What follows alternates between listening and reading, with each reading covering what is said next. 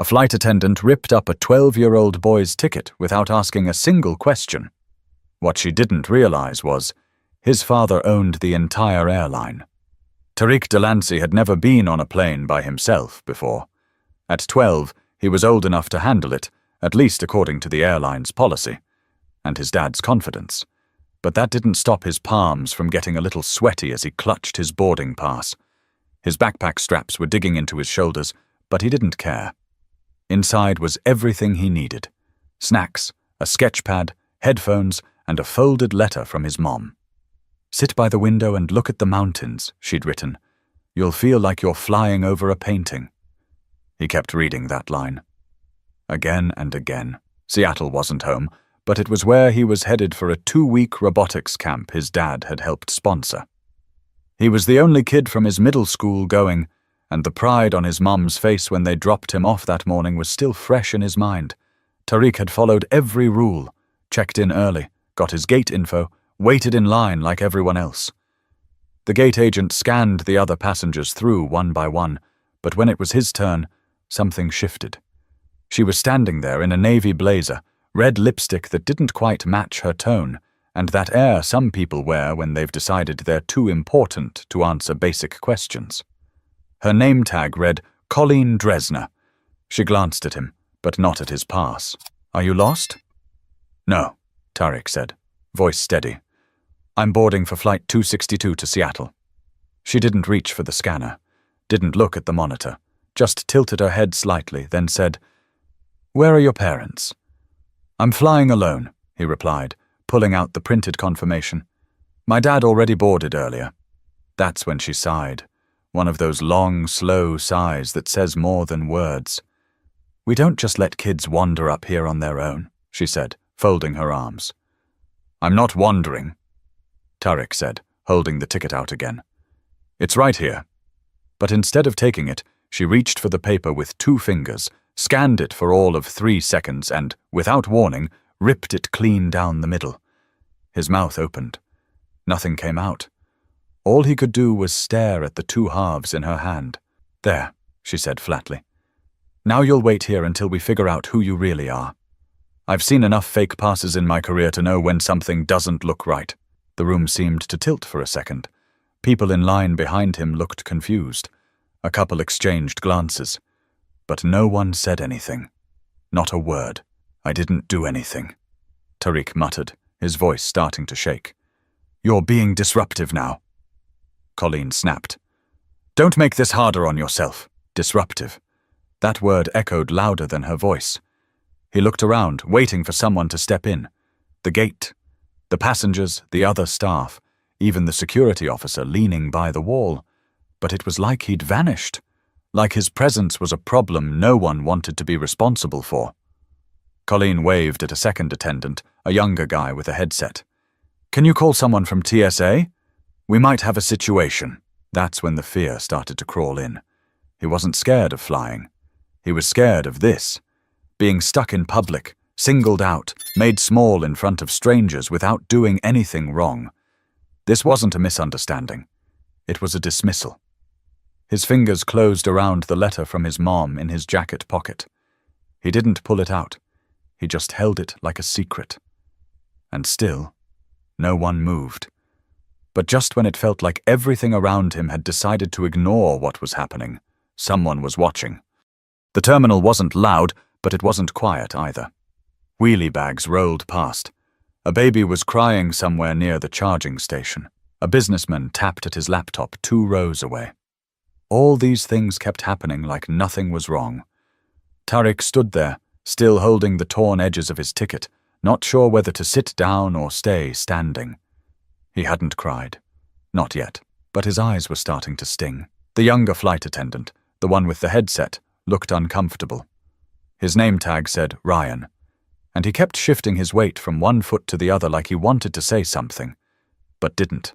Meanwhile, Colleen stood with her arms crossed, acting like she'd just prevented a major security breach, instead of humiliating a 12-year-old in front of strangers. Tariq tried again. "Ma'am, if you just scan my name, my dad's already on the plane. His name is Benson Delancey." That made her pause for a second. A flicker of recognition in her expression. but she buried it fast. "I don't care whose name you throw around," she replied. "I've been doing this job 20 years. I know when something smells off. I didn't lie about anything." "You're being combative now," she said. "You want to make this worse?" He didn't answer. Not because he didn't have words, but because he didn't want to give her anything else to twist. The TSA officer finally arrived. A stocky man in his 50s, chewing gum, wearing mirrored sunglasses indoors. He glanced at Tariq, then at Colleen.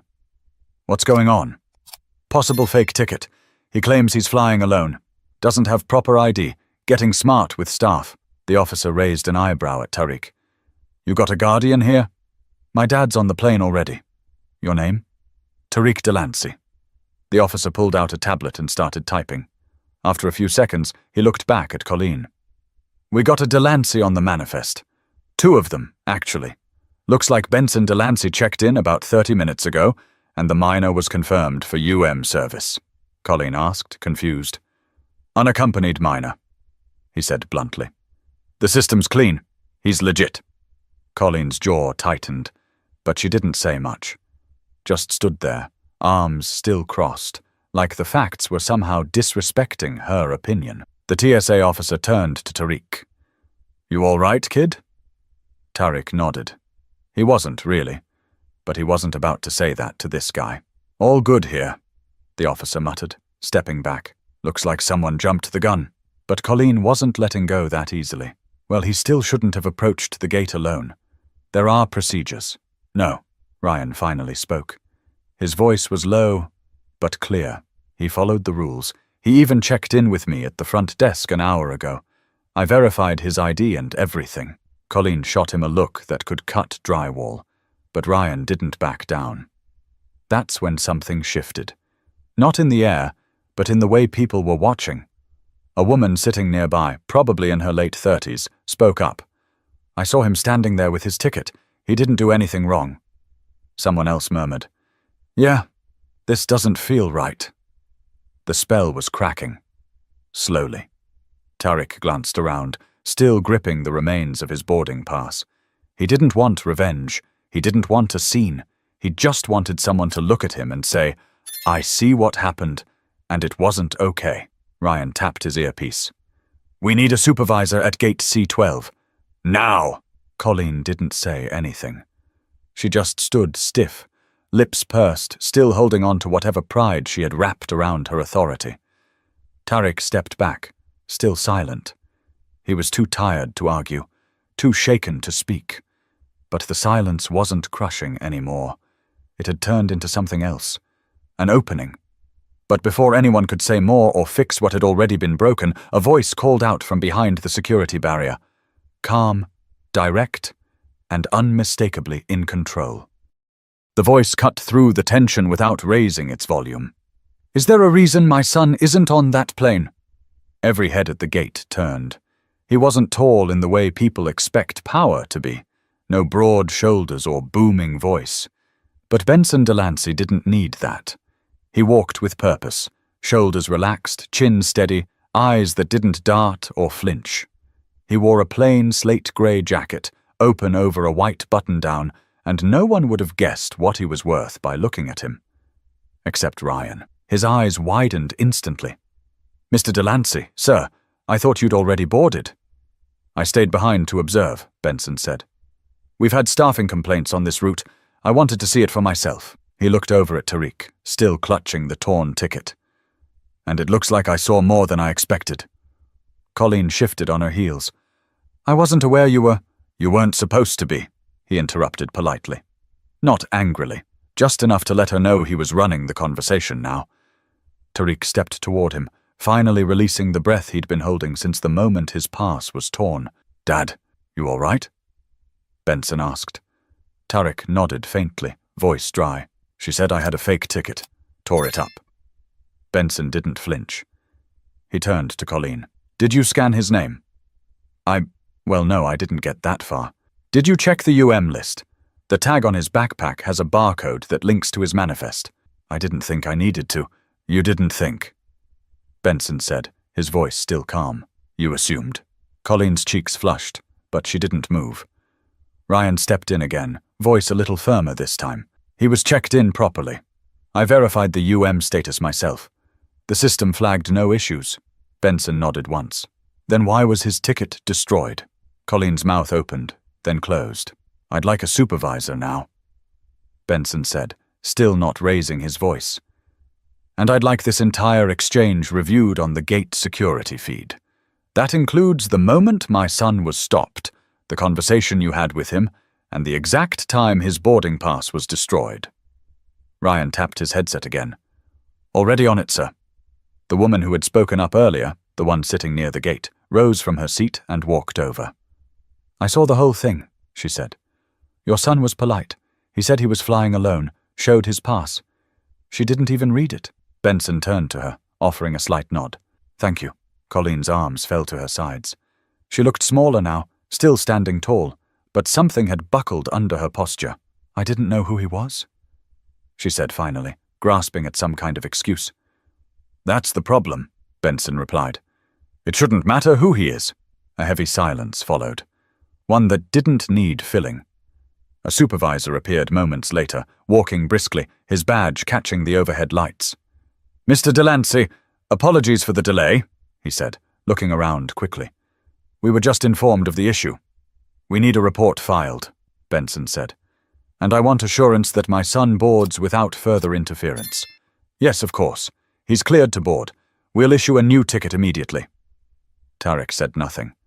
He was still staring at the scraps of paper in his hand. Benson gently touched his shoulder. You good to fly? Tariq nodded again, but his voice was just a whisper. I just didn't get why she looked at me like that. Benson didn't answer right away. He looked at his son, then back at Colleen. She saw what she wanted to see, not what was there. The supervisor cleared his throat. Mr. Delancey, would you like us to handle this internally, or... I'll file my own report, he said. I'm not here for drama. I'm here for accountability. The words hung there for a moment, sharp but not cruel. But even as procedures resumed and apologies were muttered, something deeper had already taken root. This wasn't going to end with a new boarding pass. Tariq stood near the window now, away from the crowd, watching the tarmac while the gate agent scrambled to reprint his boarding pass. Benson remained at the center of it all, surrounded by people who suddenly remembered how to look busy. But he wasn't letting this moment pass quietly. Colleen had retreated behind the gate desk, pretending to double-check seating charts that didn't need checking. She knew eyes were on her now. Benson walked over, deliberately. Not angry, just clear. You didn't just tear up a boarding pass, he said calmly. You tore up a moment my son had been looking forward to for weeks. Colleen's hand paused on the keyboard. She didn't look at him. I made a judgment call. No, he replied. You made a judgment? Full stop. She slowly turned toward him, her mouth tightening. Are you accusing me of something? I'm pointing out something that already happened, Benson said. You made a decision about my son the second you saw him. Before he spoke, before you scanned his name, before you did your job. She crossed her arms again, almost instinctively. I was protecting the integrity of the flight. We're trained to spot inconsistencies. And your inconsistency was what, exactly? He asked. A child, standing in line with a valid ticket, quietly waiting his turn? Colleen looked like she wanted to argue, but there was nothing left to defend. The security footage had already been flagged. Ryan had made sure of that. The supervisor stood just a few feet away, listening, not interrupting. You know what the worst part is? Benson continued. You didn't think twice about it, not until you realized who I was. And even then, you weren't sorry. You were scrambling. Her face flushed again. She glanced at the supervisor, maybe hoping for backup. But he stayed silent. I've spent years building this airline, Benson said, his voice low. Not because I needed to, but because I believed travel could feel fair, inclusive, like you belonged in the sky no matter what your name was. And today you reminded me just how much further we have to go. Colleen stared at the floor. Benson wasn't done. You thought no one would notice, that no one would care enough to speak up. And most days, you're probably right. He gestured to the crowd around them, many of whom had resumed their travel routines. Some were still watching. Others had gone back to their phones and laptops like nothing had happened. That's the danger, Colleen. Silence. Not just from you, but from everyone who sees something and chooses to pretend it didn't happen. Her voice cracked just slightly. I didn't mean to, but you did, he said. You made my son feel like a threat, a problem to be handled, and no amount of customer service training can undo that. For a second, Colleen looked like she might speak again, but then she stopped, and maybe that was better. Sometimes silence is the only honest thing left. Benson stepped back, giving her space, not to save face, but to sit with what she'd done. Ryan walked up beside him. Mr. Delancey, he said quietly. Your son's new pass is ready. First-class upgrade, no charge. Thank you, Benson said. Not for the upgrade, for speaking up earlier. That took something. Ryan gave a quick nod, then returned to the desk. Tariq rejoined his father, eyes still wide, but steadier now. Do I really have to sit up front? He asked. I kinda like the wing seats better. Benson smiled, just a little. We'll trade if you want. The supervisor cleared his throat. Mr. Delancey, I want to personally apologize. This is not what we stand for. I hope not, Benson said. But I'll be watching. The supervisor nodded, eyes serious. We'll handle it from here. But as they began walking toward the jet bridge, what stuck most wasn't what had been said. It was what hadn't been. The silence from those who'd seen and chosen comfort over courage. The jet bridge was narrow, filled with that usual blend of stale air and humming lights. But as Benson and Tariq walked side by side, it felt like stepping into a different kind of pressure, one with consequences waiting on the other end. Inside the plane, the flight crew had already been informed. A woman in her late 40s, wearing the same Navy uniform as Colleen, but with warmer eyes and steadier hands, greeted them immediately. Mr. Delancey, she said, we're so sorry about what happened at the gate. Your seats are ready. And Tariq, if you'd like to visit the cockpit before takeoff, we'd be happy to show you around. Tariq blinked, surprised. Really? She smiled. Really? Captain's a fan of your dad. Benson placed a hand on his son's back. Go on. I'll be right here. As Tariq followed the attendant to the front of the plane, Benson watched him with a mixture of pride and something else. An ache, deep and familiar. He had grown used to seeing things like this play out, but it never stopped hitting a nerve when it touched his own family. He sat down in seat 2A and pulled out his phone. No corporate emails. Not yet. Instead, he opened a notepad and typed a message to his chief of staff. Gate agent at Sacramento Terminal C12. Incident involving unaccompanied minor. Security footage flagged. Request internal review and retraining evaluation. I'll handle the report. This one's personal. He hit send, leaned back, and stared out of the window as the jet bridge pulled away. Back in the terminal, the aftermath had already begun. The supervisor, Dean Rosner, stood near the desk with Ryan, now off duty, but lingering nearby. Colleen remained at her post, silent and still, staring at the screen like it would erase the memory of what had happened. Dean spoke quietly. You understand what's coming, right? She didn't look up. Disciplinary review, at the very least. Her jaw tightened. I didn't mean... I know what you meant, he said. But meaning something and doing it are two different things. You acted without cause. That's documented.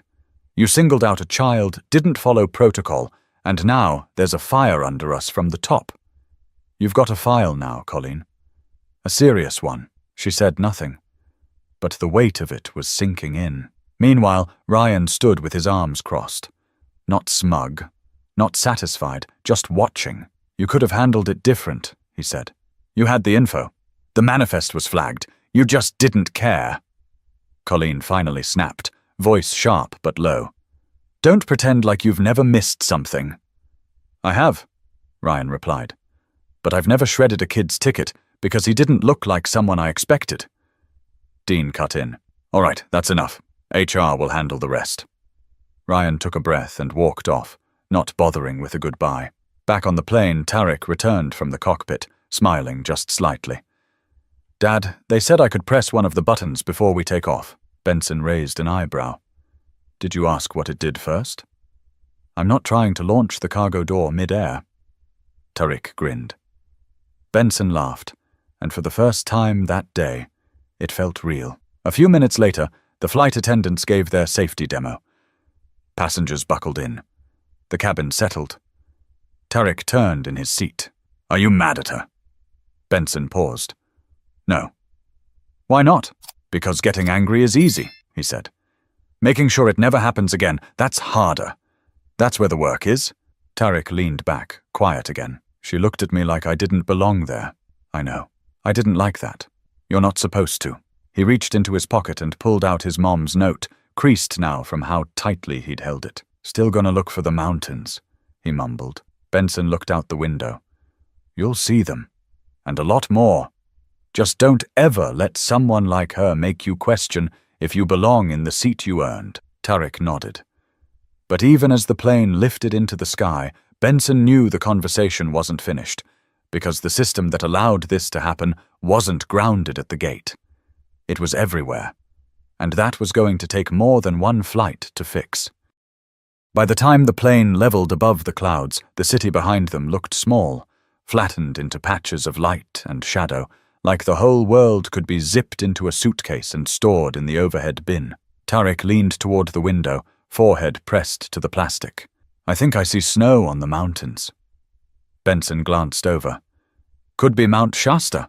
Looks like powdered sugar, Tariq said. They both chuckled quietly. The tension from the gate hadn't vanished, but in this altitude, it felt like they could breathe again.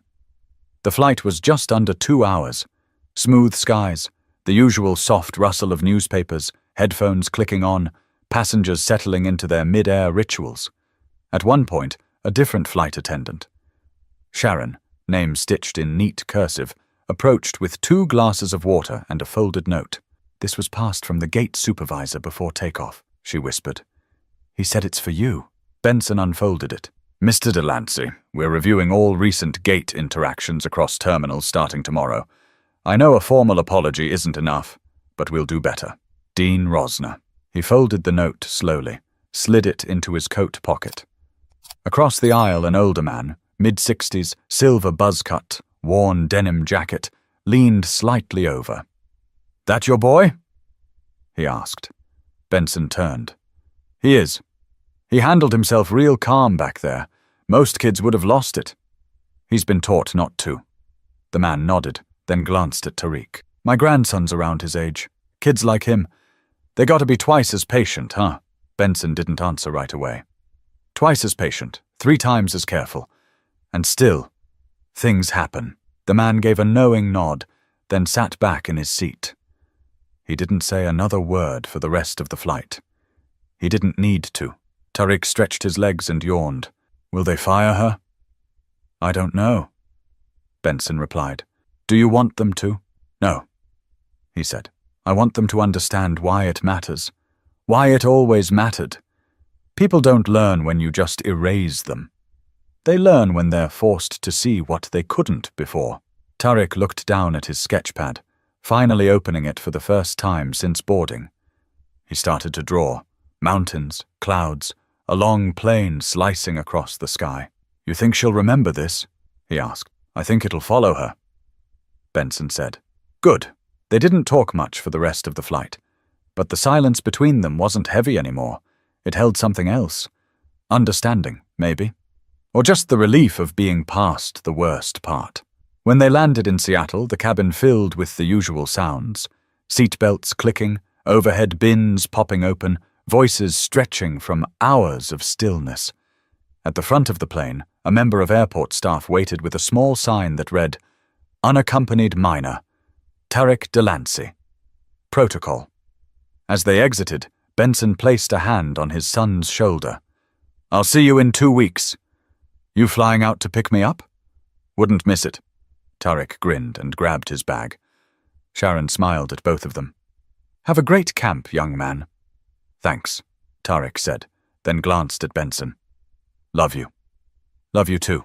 As he watched his son disappear into the terminal with the escort, Benson felt the full weight of the day settle on his chest.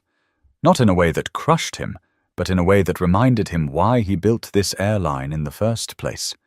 Because flying, for some people, was just transportation. But for others, it was a battlefield. One where being polite didn't always protect you. Where silence let things rot. And where even the skies weren't neutral. But what Benson knew, what he had taught Tariq to believe, was that the right thing doesn't stop being right just because it's inconvenient. 2 days after the flight, Benson sat in his office on the 22nd floor of a high-rise in downtown Oakland. The windows behind him gave a wide view of the bay, the bridge stretching in the distance, fog curling like fingers around the skyline. But Benson wasn't looking outside. He was rereading an email. One from Dean Rosner. Mr. Delancey, Colleen Dresner has been placed on administrative leave pending full review. As per your recommendation, we are launching a system-wide training initiative focused on bias recognition, de-escalation, and youth passenger engagement. I appreciate your restraint and your reminder that accountability is more than punishment. Sincerely, Dean. He closed the message and leaned back in his chair. There wasn't any joy in it, no satisfaction in being right. But there was a quiet steadiness that came from knowing something had shifted. Not everything, but something. His assistant knocked and peeked in. You've got your 2:30 with the legal team, and a voicemail from the Sacramento gate rep. She said a woman stopped by asking for a meeting with you. Name? Colleen Dresner. He sighed. Set it for next week. 10 minutes. No longer. Will do. When she closed the door, Benson reached into his pocket and pulled out Tariq's boarding pass, or what was left of it. He'd kept the torn halves. Not out of spite, but as a reminder. A real one. Paper thin, but heavy with meaning. Later that evening, Tariq called from camp. They let us build drones today, he said. Mine flew straight into a tree. Benson chuckled. At least it took off. Yeah. I'll send you a picture when I get it out of the branches. How's everything else? Tariq paused. Good. But guess what? What? There's this other kid from Texas. He asked me what I want to be when I grow up. I told him I don't know. He said, you look like you're gonna run stuff one day. Benson smiled. He's not wrong. I didn't feel like that at the airport. I know, Benson said softly. But one day, maybe someone will see you, and instead of making assumptions, they'll remember your name. Not because of what I built, because of who you are. Tariq didn't respond right away. I drew her, by the way, he said eventually. Who? The woman from the gate. I drew her face, not mean or anything, just regular. I put her behind a desk and wrote the words, do better, on the glass window. Benson let that land. That's a good drawing. Yeah, I think I'll keep it. They said their goodnights, and the call ended. Benson sat quietly in the dark office for a moment longer. What happened at that gate wasn't rare. That was the part most people didn't understand. It wasn't a shock. It was a pattern. But patterns can be broken. Not with noise, with action. With naming things when it's easier to let them slide. With raising a son who knew how to stay composed when the ground shifted beneath him. Not everyone has the luxury of a father in the first-class lounge ready to step in. And that's why silence can't be an option. Not at airports, not at school, not anywhere. So, if you're watching this right now and thinking, I've seen something like this happen, or I've been Tariq, or even I've been quiet when I shouldn't have been, you're not alone. And that's the lesson here. Silence doesn't protect. It permits. And when people finally speak, really speak, systems start to shift. If this story moved you, share it. Not for views, for awareness, for accountability. And for every kid who's just trying to get to their seat without being treated like a problem. Subscribe if you believe respect should never depend on recognition. And next time you see something that doesn't sit right, don't look away. Say something.